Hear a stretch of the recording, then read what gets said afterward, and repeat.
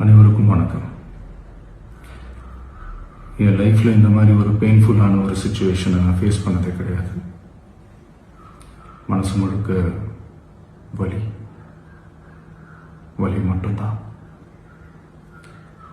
இந்த சுற்றுப்பயணத்தில் என்னென்ன மக்கள் பார்க்க வராங்க, அதுக்கு ஒரே ஒரு காரணம் தான் அவங்க என் மேலே வச்சிருக்கிற அன்பும் பாசம்.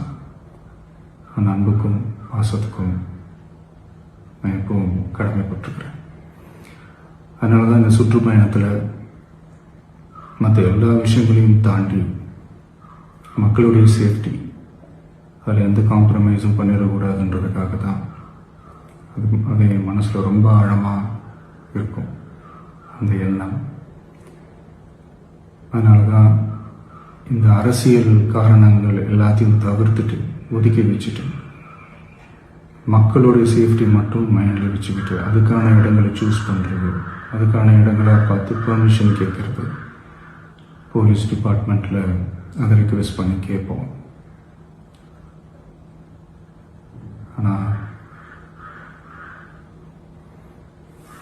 நடக்கக்கூடாதது நடந்துருச்சு. நான் மனுஷன் தானே. அந்த நேரத்தில் அத்தனை பேர் பாதிக்கப்பட்டு இருக்கும்போது எப்படி அந்த ஊரை விட்டுட்டு என்னால் கிளம்பி வர முடியும்? நான் திரும்ப அங்கே போகணும்னு இருந்துச்சுன்னா அதை ஒரு காரணம் காட்டி அங்கே வேறு சில பதட்டமான சுச்சுவேஷன்ஸ், வேறு சில அசம்பாவிதங்கள் அந்த மாதிரி எதுவும் நடந்துடக்கூடாதுன்றதுக்காக தான் நான் அவாய்ட் பண்ணேன்.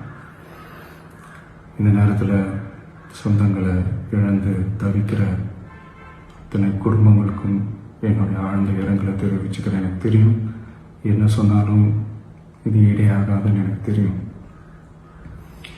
ஹாஸ்பிட்டலில் ட்ரீட் பண்ணிகிட்ருக்கிற எல்லாருமே சீக்கிரமாக க்யூர் ஆகி வரணுன்றதை இந்த நேரத்தில் நான் வேண்டிக்கிறேன்.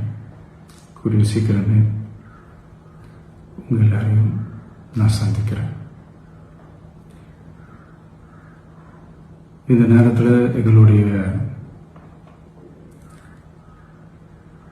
வலிகளை, எங்களுடைய நிலைமையை புரிஞ்சுக்கிட்டு எங்களுக்காக பேசின அரசியல் கட்சிகளை சார்ந்த நண்பர்கள், தலைவர்கள் அனைவருக்கும் என்னுடைய நன்றியை தெரிவிச்சுக்கிறேன். கிட்டத்தட்ட ஒரு 5 மாவட்டத்துக்கு பிரச்சாரத்துக்கு போனோம். இந்த மாதிரி எதுவுமே நடக்கல. ஆனால் கரூரில் மட்டும் ஏன் எப்படி நடக்குது, எப்படி நடக்குது? மக்களுக்கு எல்லா உண்மையும் தெரியும். மக்கள் எல்லாத்தையும் பார்த்துக்கிட்டு இருக்கிறாங்க.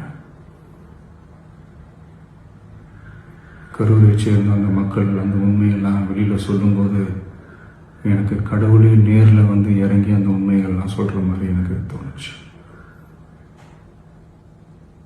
சீக்கிரமே எல்லா உண்மைகளும் வெளியில் வரும்.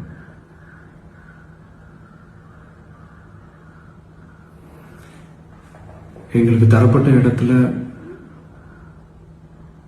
நாங்கள் போய் அந்த ஸ்பாட்டில் நின்று நாங்கள் பேசிட்டு வந்தோம். அதை தாண்டி எந்த தவறும் எங்கள் சைடில் நாங்கள் எதுவும் செய்யலை. பட் இருந்தாலும் எங்கள் கட்சியை சேர்ந்த நிர்வாகிகள், தோழர்கள் மேலே எஃப்ஐஆர், அது மட்டும் இல்லை சோஷியல் மீடியாவை சேர்ந்த நண்பர்கள், தோழர்கள் அவங்க மேலே எஃப்ஐஆர்லாம் போட்டு இப்போ பிடிச்சிக்கிட்டு இருக்கிறாங்க.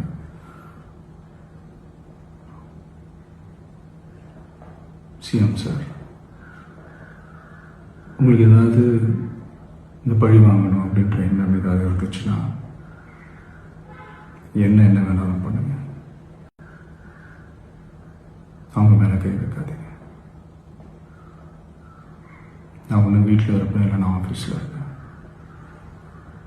என்ன வேணாலும் செய்யுங்க. நண்பர்களே, தோழர்களே, நம்மளுடைய அரசியல் பயணம் இன்னும் ஸ்ட்ராங்காக, இன்னும் தைரியத்தோட கண்டினியூ ஆகும்.